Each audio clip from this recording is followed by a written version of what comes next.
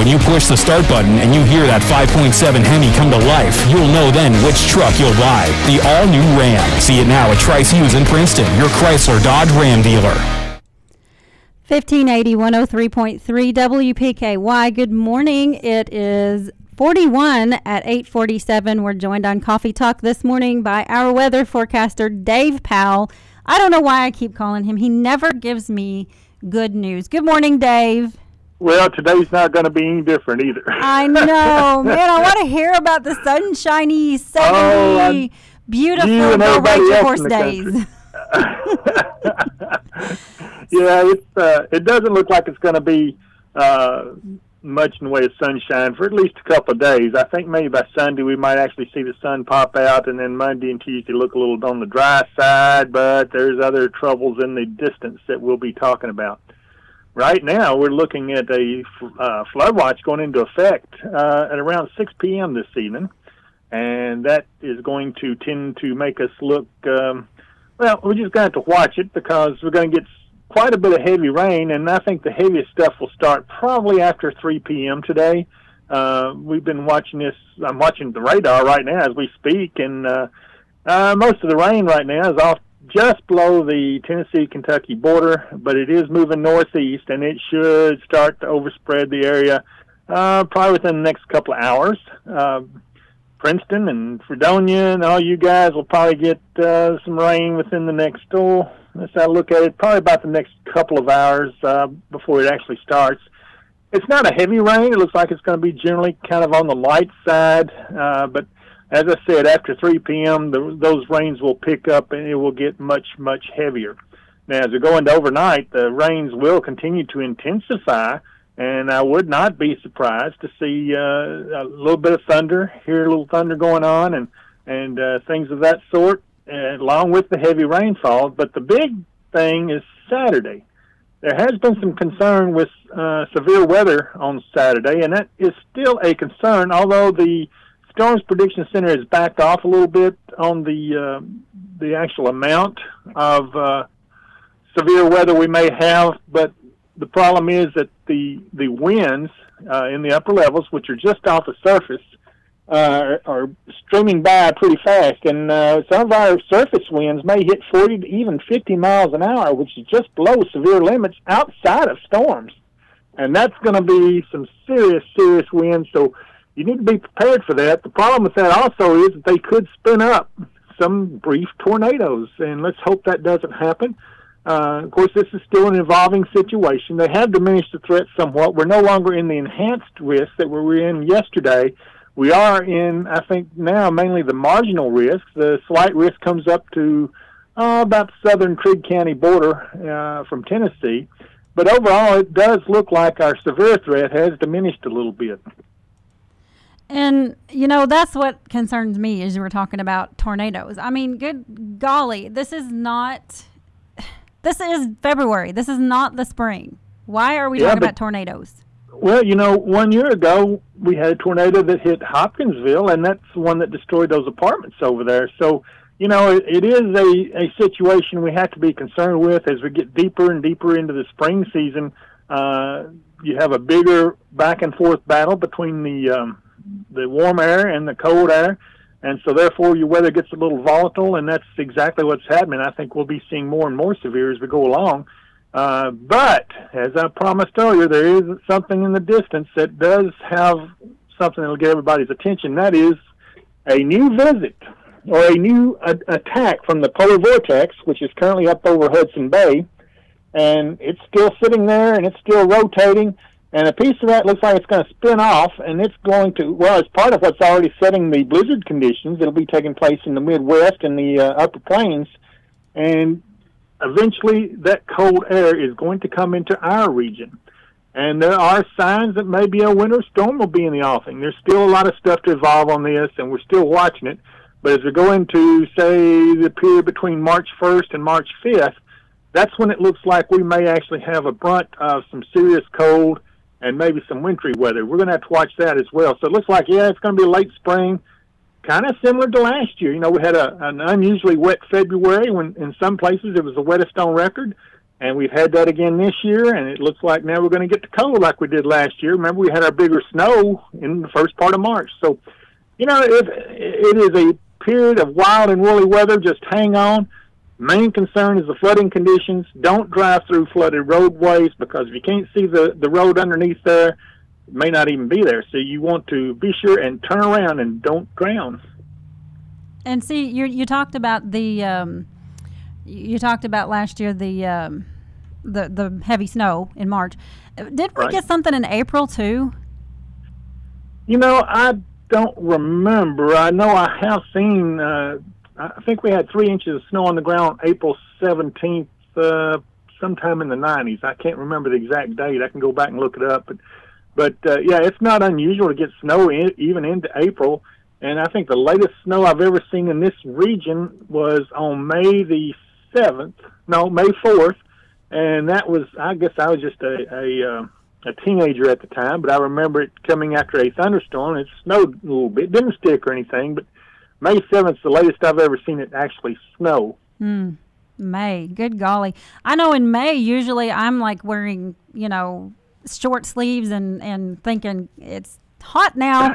This is crazy. I'm not expecting snow. I don't expect that to happen this year either. I think that once we start turning warm, it'll be similar again to last year, that we will have a cooler than usual March, and I think we'll suddenly turn off warm in April, and, that's going to be it for the wintertime. We'll start into more of a summer pattern. We're in that period of extremes, and it looks like we only have 2 seasons each year now, and that's winter and summer. And I've been saying that for years. Well, I mean, it's serious that we go straight from cold to hot back to cold again. It's crazy. Yeah, but it's the length of period you stay in between there is what they call fall or spring, and we just haven't had any serious periods in between the seasons. So, there are some unusual weather patterns ongoing right now. Even the National Weather Service says something isn't quite right with the atmosphere. We could go on and on about what some of the theories are, but we don't have the time to go into that at this point. But anyway, it is some interesting stuff going on. Speaking of time, I need to take a quick break, Dave. We'll be right back, okay? Okay. All right, we'll be right back. Hush, little baby, don't What does your morning sound like? The itsy bitsy spider. Rock-a-bye, baby. She's finally asleep. Hi, welcome to McDonald's. Can I get a sausage, egg, and cheese McGriddles, please?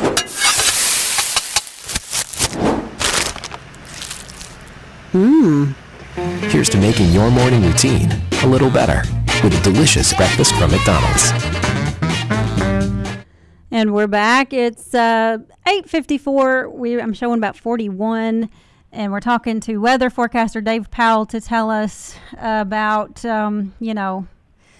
this 41's not going to go away anytime soon. As a matter of fact, we're going to get even colder. Is that what I understood you to say, Dave? Well, unfortunately, that is the case. Don't expect really nice spring or summer type weather anytime soon, but it doesn't mean that we're not going to have a decent day here and there. It's just not going to be widespread at this time until we start seeing some more consistent warmer air infiltrating the region. And as long as that polar vortex sets up around Hudson Bay, it very well will keep us in the chance for at least much cooler temperatures. And maybe I could deal with this a little better if we at least had some sun.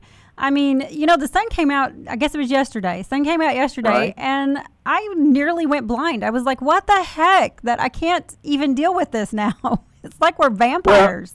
Well, yeah, and that's a very real danger, especially this time of the year, is we haven't had much sunshine.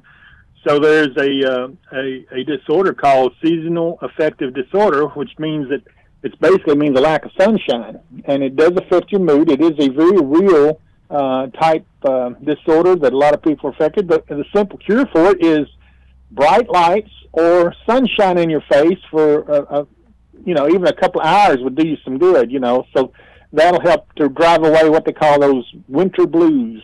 So have you been feeling blue lately? maybe not as much as some in the past, maybe a little less blue than I have before. But well, you were probably feeling blue when you took that polar plunge here a week or so ago. Oh, that was hard. But you know what? Here's the thing about the polar plunge, now that you're mentioning that. Of course, they didn't let us jump off the dock because we had that weather event. We had that ice. It was icy, and they said it would be too dangerous. So they wanted us to jump in. They did. They wanted us to jump in these little pools. And I had promised that I would video and post it, and so I didn't want to video jumping into a pool since I had talked about jumping into the lake. So the party animals, the Caldwell County party animals, that was my team, said, or the team that I joined. It was not my team; it was the team I joined. Right. We decided that they would go with me, a couple of them, and run into the lake. We couldn't jump in, but we ran in, and I fell. And so I didn't get very far. Did you go underwater? No, I did not. But the one of our participants' husband was taking some pictures, and he's like, "You need to get your head in. You didn't go in far enough. You need to go and get your head in." I'm like, "I am not getting my head in." But I think just the whole thing shocked me, and so I watched the video later, and I was like, I may have overreacted just a little bit. My daughter, she looks at me, she says, "Well, you saw that, huh?" So maybe next year I'll be a lot calmer about it, I wish I'd have been there to point fingers and laugh, but that's all right. Of course, Fredonia Mayor Jim Seibert went too, and he was with me. Oh, did he? He did, and he was like all chill about it. I'm like, dude, why are you not freaking out? Y'all are just, and Amy Lewis, she was another team member, and like they were both just, whatever. I'll go take a bath in the lake. Oh, gosh. Oh, man. I did not handle it, though. I will say this, though. I was surprised to find out that the water was warmer than the air temperature, than outside. Oh, really? Yes. Yeah, I was got used to it. I don't know. I wasn't in there for 5 seconds. I don't know how I got used to it. Yeah, that would have been a fun thing to see. You'll have to put it out a little more in advance notice next time, and we'll get a big crowd gathered. Okay, we'll do that. Yeah, I'm in charge of mission. Say, hey, come see Misty jump in the lake. I am going to do it next year. I had fun with it. Dave, what else can you tell us as we wrap up our coffee talk? Well, I think that overall we're going to be okay. I mean, the severe threat, like I said, has diminished, but it isn't gone. There's still a chance we will see some severe storms, and there's still a chance somebody may get some wind damage. But my bigger concern was the tornadoes, and they don't seem to be as big of a threat as they were. Of course, like I said, we're going to have surface winds up to maybe gusting as high as 50 miles per hour, so that in itself could either cause trees to come down from the rain-soaked soil being so loose on the roots. They could come down and cause sporadic power outages. That's what we've been seeing so far. But, actually, this overall, the last few events have not really caused us a whole lot of trouble. We're actually progressing pretty well with the weather conditions. So I'm hoping that's going to be the case again this time.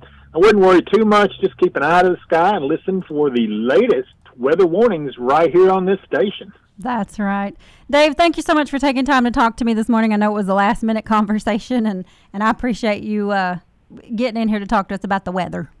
Well, it's always good talking to you, Misty, and sharing with the listeners. Absolutely. Dave Powell, weather forecaster. We will talk to him one of these days when he tells us it's going to be a nice, beautiful, bright, sunshiny day, right? Yeah, check back in about 4 or 5 weeks. Okay, I will do that. I will hold you to that. All right. Have a good weekend, Dave. All right, Misty. You too. Bye-bye. Bye-bye. WPKY, it is 9:41, and thank you for listening to Coffee Talk. Serving Caldwell County since 1950. We're 1580, 103.3 WPKY Princeton.